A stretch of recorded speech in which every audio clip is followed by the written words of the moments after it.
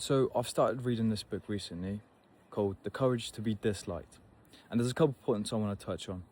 Firstly, it's based on Adlerian psychology. And the first thing that it suggests that stood out to me is it is not your past experiences that define who you are, but rather the meaning that you attribute to those past experiences are self-defining. And Freud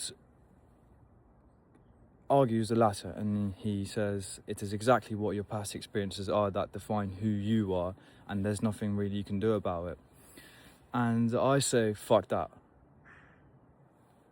Why can't we choose our path? Why can't we do what we want to do with our lives? Think so positively, so delusionally positively that every positive outcome falls in our way. And the second point I want to talk about is your feelings of inferiority are subjective. So what he's trying to say there is, whatever insecurity that you may have, you can change by changing your perspective on something. Can you see the relation, how important your perspective is? So change your perspective and change your life. Let's talk about feelings of inferiority and inferiority complex. Feelings of inferiority are actually quite normal, and it's something that we all experience on a day-to-day basis. And like we know, it's a lack of state in the present. It is a lack of self in the present. And the important question is what we do. How do we compensate for that lack? Do we generate a complex and make up excuses and fall into the victim mindset? Or do we strive for greatness and push ourselves, train and get better at that certain thing? One is saying, I am unsuccessful because I am uneducated. And the other is saying, I am unsuccessful because I am uneducated, but I will do something about it.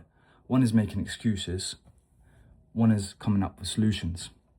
Which one do you pick? Do you pave your own way? Or are you going to fall back into the victim mindset?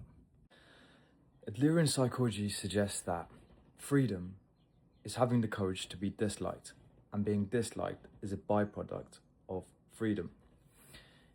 It is a sign that you are living true to oneself and in accordance with your own principles. Of course, it is a natural human tendency to be liked and accepted by others, but it is an extremely self-centered way of living, chasing self-recognition. It is not to say go and engage in antisocial behaviour and purposely make yourself become disliked by others, but rather being disliked is a byproduct of living true to oneself.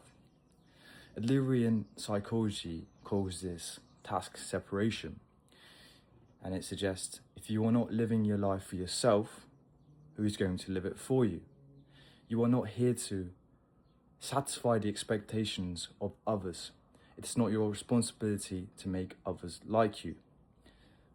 And don't forget that if you are chasing recognition, you are unfree.